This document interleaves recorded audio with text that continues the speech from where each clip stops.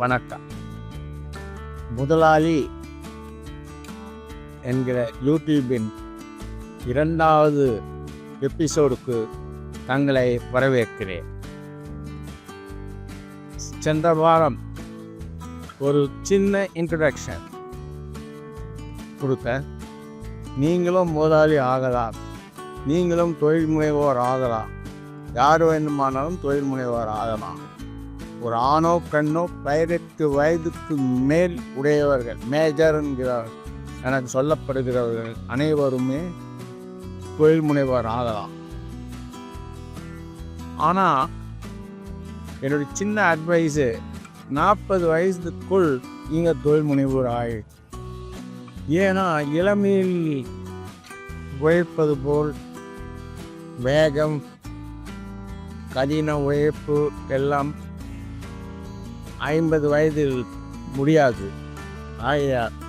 ஒரு சின்ன தப்பான அபிப்பிராயம் என்னென்னா, நான் ரிட்டையர் ஆகிட்டு தொழில் முனைவர் ஆகலாம் இருக்கேன் அப்படின்னு சொல்லுவாங்க. அது ஒரு தவறான ஒப்பீனியன். இளம் வயதிலேயே தொழில் முனைவர் ஆகிவிடும். 2வது, இப்போ இந்த வாரம் எதை பற்றி பேச போகிறேன்னா, டைப்ஸ் ஆஃப் ஆர்கனைசேஷன். எப்படி உங்களுடைய நிறுவனம் இருக்க வேண்டும் என்பதை பற்றி தான் நான் இப்போது சொல்ல போகிறேன். முதலாவது,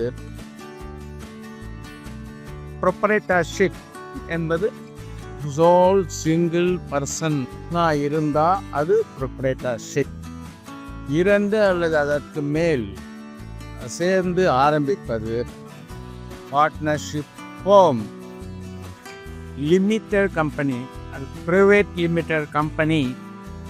அதுக்கு அடுத்து பப்ளிக் லிமிட்டட் கம்பெனி, ஷேர்ஸ்லாம் வாங்கி ஷேர் ஹோல்டர்னு சொல்லிக்கிறாங்க, அது பப்ளிக் லிமிட்டட் கம்பெனி. அதுக்கு அடுத்தது ஒரு ஃபேமிலியே பிஸ்னஸ் பண்ணினே வருவாங்க, தலைமுறையாக. நீங்கள் தொழில் ஆரம்பிக்கலாம் அப்படின்னு சொன்னோடனே சிலர், ஐயோ அந்த ரத்தம், தொழில் ரத்தம், வியாபாரத்தெல்லாம் என் உடம்பு ஓடலை. சிலர் உடம்பு ஓடுச்சுன்னு, அதாவது மார்வாடிஸ் பார்த்துருப்பீங்க. ஆமாம், வருஷம் அதாவது காலங்காலமாக தலைமுறையாக வியாபாரம் செய்வாங்க. குஜராத்திஸ், நாடார் சமூகத்தில் கூட சிலர் தலைமுறையாக வியாபாரம் செய்யணும்னு வருவாங்க. அதுக்கு பெயர் இந்து அன்டிவைடட் ஃபேமிலி, HEFனுவாங்க. அதன் தலைமை யாருன்னா கர்த்தான்னுவாங்க. அதுக்கு அடுத்தது கோஆப்ரேட்டிவ் சொசைட்டிஸ்னு ஒன்று. அடுத்து ட்ரஸ்ட்னு இருக்குது, நான் ப்ராஃபிட் ஆர்கனைசேஷன்ஸு. இப்படி பல விதமாக இருக்குது. நீங்கள் இதில் எதை தேர்ந்தெடுக்க போகிறீர்கள்? நீங்கள் தனியாக தொழில் செய்ய போகிறீர்களா, இல்லது 2-3 பேர் சேர்ந்து கூட்டாக தொழில் செய்ய போகிறீர்களா? பார்ட்னர்ஷிப் அதுதான் இருக்குது.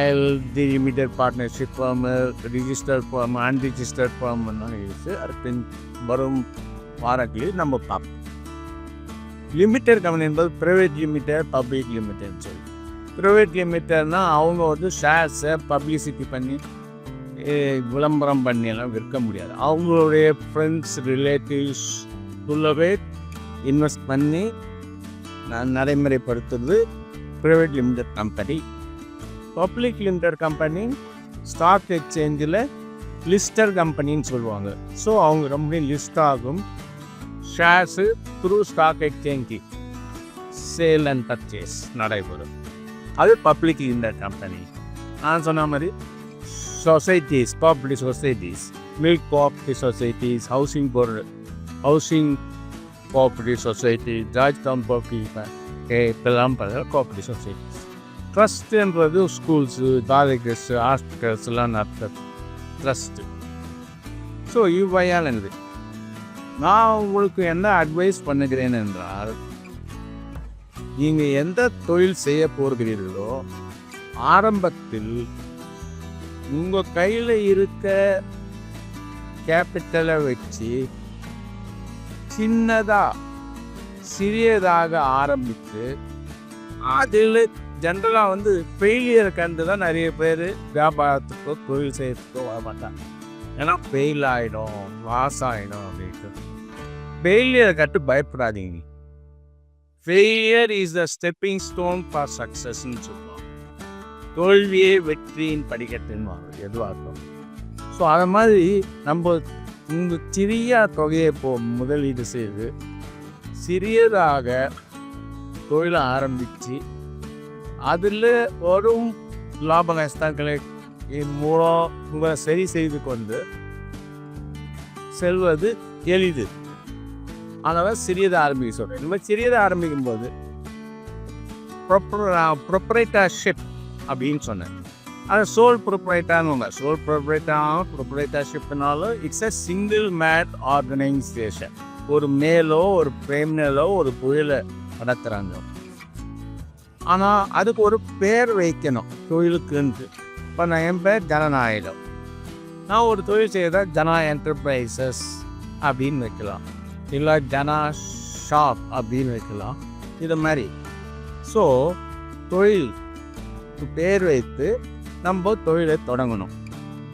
இந்த ப்ரொப்ரைட்டர்ஷிப்பில் என்னன்னா தொழில் செய்பவரும் தொழிலும் வேறு வேறு அல்ல.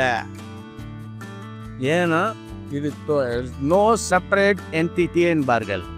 ஒரு பார்ட்னர்ஷிப்போ லிமிடெட் கம்பெனியோ தொழில் வேற ஓனர் வேற அப்படின்னு செப்பரேட் என்டிட்டின்னு வாங்கும். ஆனால் இந்த ப்ரொப்ரைட்டர்ஷிப்பில் நோ செப்பரேட் என்டிட்டி, நீங்கள் வேறு தொழில் வேறன்னு கிடையாது.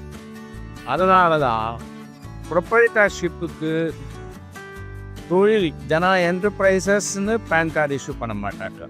ஜனநாயகம்னு என் பேரில் தான் பேன் கார்டு இஷ்யூ பண்ணுவான். ஸோ நான் வேறு தொழில் வேறு கிடையாது ப்ரொப்ரைட்டர்ஷிப்பில். No separate entity. அதே போல் மற்றொரு முக்கியமான விஷயம் அன்லிமிட்டெட் லயபிலிட்டி. லயபிலிட்டி என்பது அதாவது உங்கள் தொழில் கடனுக்கு நீங்கள் பொறுப்பு. தொழில் மட்டும் பொறுப்பல்ல, உங்களுடைய ப்ரைவேட் அசட்ஸும் பொறுப்பு. நீங்கள் வைத்திருக்கும் பில்டிங்கு, காரு எல்லாமே பொறுப்பாகும்.